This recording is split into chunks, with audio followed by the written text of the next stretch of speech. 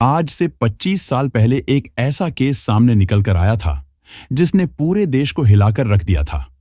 इस केस ने साबित कर दिया था कि उस वक्त बिहार में जंगलराज चल रहा था, क्योंकि इस केस का मुख्य सस्पेक्ट कोई मामूली आदमी नहीं, बल्कि उस वक्त की बिहार के सत्ता पर बैठी राबड़ी देवी का भाई साधु यादव था।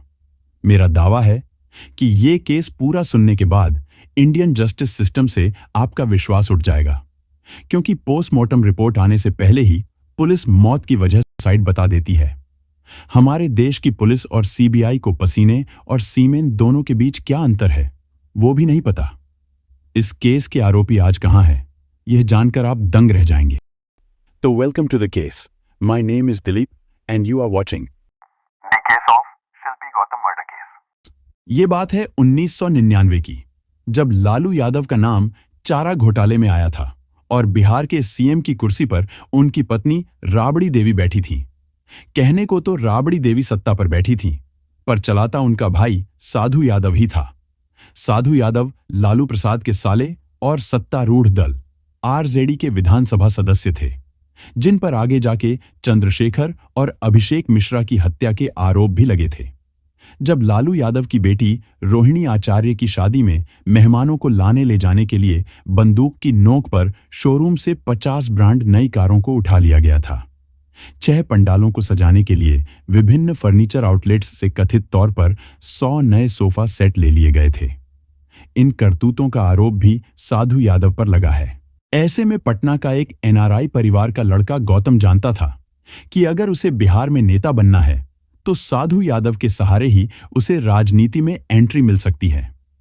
गौतम का पूरा परिवार और उनके पिता बीएन सिंह विदेश में रहते थे और वो अकेला यहां पटना में रहता था। साधु यादव से गौतम सिंह की अच्छी खासी जान पहचान हो गई थी। हमने इंटरनेट पर बहुत रिसर्च की, लेकिन कहीं पर भी गौतम सिंह की फोटो नहीं मिली। गौतम की दोस्ती पटना के एक बड़े कपड़े के कारोबारी उज्जवल जैन की बेटी शिल्पी जैन से थी, जो वक्त के साथ आगे बढ़ते प्यार में तब्दील हो जाती हैं। वह पटना के वुमेन्स कॉलेज की छात्रा थी और वो मिस पटना भी रह चुकी थी। उम्र में शिल्पी केवल 23 साल की थी। एक दिन शिल्पी 3 जुलाई 1999 को कंप्यूटर क्लास के लिए अपने इंस्टीट्यूट रिक्शे से जा रही थी। तभी रास्ते में उसे गौतम का एक दोस्त मिला और उसे छोड़ देने की बात कहता है, क्योंकि शिल्पी गौतम के दोस्तों से कई बार मिल चुकी थी और जानती थी, इसीलिए वो रिक्शे का किराया देकर कार में बैठ जाती है। शिल्पी ये बात से बिल्कुल अनजान थी कि वो धीरे धीरे अपनी मौत की तरफ आगे बढ़ रही है। पर वो शख्स शिल्पी को इंस्टीट्यूट जाने की जगह दूसरे रास्ते पर गाड़ी को मोड़ लेता है। शिल्पी जब उससे इसकी वजह पूछती है, तब वो बताता है कि वो गाड़ी को वाल्मी गेस्ट हाउस ले जा रहा है और गौतम भी वहां ही है। गौतम का नाम सुनकर शिल्पी भी कुछ नहीं कहती और गाड़ी में बैठी रहती है। इसके बाद वो शख्स गाड़ी को वाल्मी गेस्ट हाउस ले जाता है।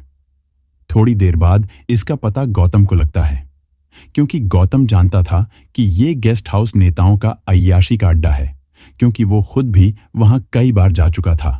इसीलिए गौतम जल्दी से उस गेस्ट हाउस पर जाता है। अब इसके बाद क्या हुआ वो तो किसी को नहीं मालूम, लेकिन जो जांच पड़ताल में थियरी सामने आई है वो मैं आपको बताता हूं। कहानियों की माने तो गौतम जब उस गेस्ट हाउस में पहुंचता है, तब वो देखता है कि शिल्पी के बदन पर एक भी कपड़ा मौजूद नहीं था और वो बुरी तरह से रो रही थी। गौतम जब उसे बचाने के लिए उनके सामने हाथ जोड़ता है और गिड़गिड़ाता है, तो वो लोग गौतम को भी बुरी तरह से मारने पीटने लगते हैं। शिल्पी के पिता इधर बेटी के घर नहीं आने पर पुलिस के पास पहुंचते हैं। इसके बाद 3 जुलाई 1999 की रात पुलिस को एक सूचना मिलती है। पटना के पास फ्रेजर रोड पर क्वार्टर नंबर 12 के एक बंद गैराज में जैन कार में 2 लाश मिलती हैं। ये क्वार्टर साधु यादव का था। पुलिस जब वहां जाकर देखती है, तब गैराज अंदर से बंद होता है। फिर पुलिस गैराज खोलकर कार की तलाशी लेती है। तब सच में उसमें एक लड़के और एक लड़की की लाश पड़ी हुई थी। लड़के ने सिर्फ पैंट पहन रखा था और लड़की के बदन पर सिर्फ एक टी शर्ट रखी हुई थी। शिल्पी के शरीर पर जगह जगह बूट और जूते के निशान थे। पुलिस को जब यह खबर मिलती है, तब वो रात 9 बजे वहां पहुंचती है और मामले की तफ्तीश करती है। इसके ठीक आधे घंटे बाद यानी 9:30 बजे साधु यादव भी वहां पहुंचता है। पुलिस ये देखकर हैरान रह जाती है, क्योंकि सोचने वाली बात यह है कि सिर्फ आधे घंटे में साधु यादव को किसने खबर दी होगी, और पुलिस को इन्फॉर्म करने वाला वो शख्स कौन था, क्योंकि गैराज अंदर से लॉक था। मतलब जिसने भी पुलिस को इन्फॉर्म किया था वो जानता होगा कि इसके पीछे किसका हाथ है। पर 25 साल के बाद भी पुलिस उस शख्स को ढूंढ नहीं पाती है, या शायद ढूंढना नहीं चाहती, या फिर उन्हें पता था कि वो शख्स कौन था। थोड़ी ही देर में शिल्पी का भाई भी वहां पहुंचता है। ये भी पुलिस के लिए हैरानी की बात थी। शिल्पी और गौतम की लाश 9 बजे मिली थी। फिर 9:30 बजे साधु यादव वहां पहुंचे थे और 10 बजे रिपोर्ट दर्ज हुई थी।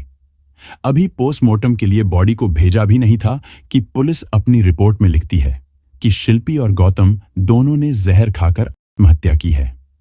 हमारी पुलिस को इतना कॉमन सेंस नहीं था कि पोस्टमार्टम से पहले देखकर नहीं बताया जा सकता कि मौत की असल वजह क्या है, जिसकी रिपोर्ट आने में कम से कम 15 दिन लगते हैं।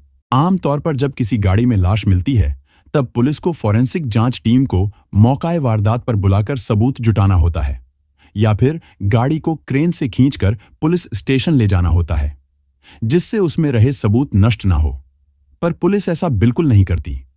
जिस कार में गौतम और शिल्पी की लाश मिली उसको एक कांस्टेबल चलाकर पुलिस स्टेशन ले जाता है, जिससे गाड़ी में रहे फिंगरप्रिंट मिट जाते हैं। सबको दिख रहा था कि पुलिस आरोपी को बचाने की पूरी कोशिश कर रही है। फिर 3 जुलाई की रात को ही दोनों का पोस्टमार्टम करके पुलिस गौतम के परिवार की बिना इजाजत के उसका अंतिम संस्कार कर देती है। फिर पुलिस 4 जुलाई के दिन शिल्पी के परिवार वालों पर भी दबाव डालकर उसका भी अंतिम संस्कार जल्दी से जल्दी कर देती है। इसके बाद मीडिया के द्वारा यह खबर पूरे देश में फैल जाती है और उस वक्त इन्वेस्टिगेशन कर रहे एएसपी भाटिया पर साधु यादव को बचाने का और इस पूरे केस का सत्यानाश करने का आरोप लगता है। साधु यादव का नाम सस्पेक्ट में था, इसलिए अब अपोजिशन पार्टी भी धरने पर उतर गई और इंसाफ की मांग करने लगी।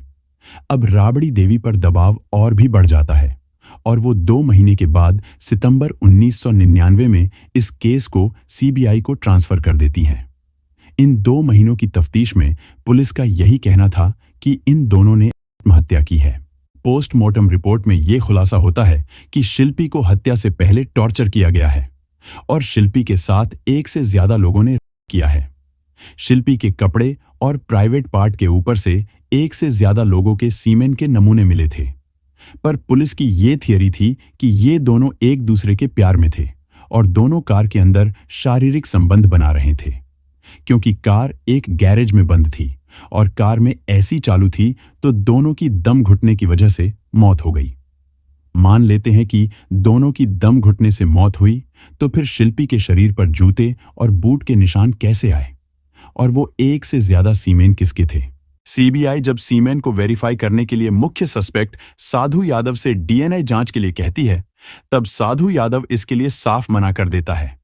ऐसे हालात में सीबीआई चाहे तो कोर्ट को एक रिक्वेस्ट कर सकती है और सस्पेक्ट के डीएनए जांच के लिए परमिशन ले सकती हैं, पर सीबीआई ऐसा कुछ भी नहीं करती। अब केस के 4 साल बाद सीबीआई कोर्ट को फाइनल क्लोजर रिपोर्ट देती है, जिसमें वही लिखा था जो लाश मिलते वक्त पुलिस ने कहा था कि ये एक सिंपल हत्या का मामला है और जो सीमेन मिले वो सीमेन नहीं, पसीना है। जब लाश को निकाल रहे थे तब उस वक्त काफी गर्मी थी, इसी वजह से पुलिस का ही पसीना लाश पर गिरा था। लेकिन सीबीआई के ये फैसले से परिवार संतुष्ट नहीं था। शिल्पी का भाई अपनी इंसाफ की लड़ाई जारी रखता है।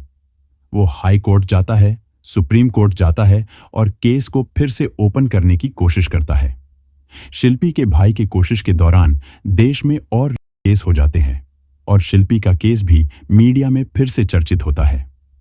इसी दौरान 2006 में एक दिन शिल्पी का भाई अपने घर से नीचे उतरता है और उसके पास एक कार आकर रुकती है और उसे जबरन ले जाती है। शिल्पी और गौतम की हत्या के 7 साल बाद अब शिल्पी के भाई को किडनैप किया जाता है।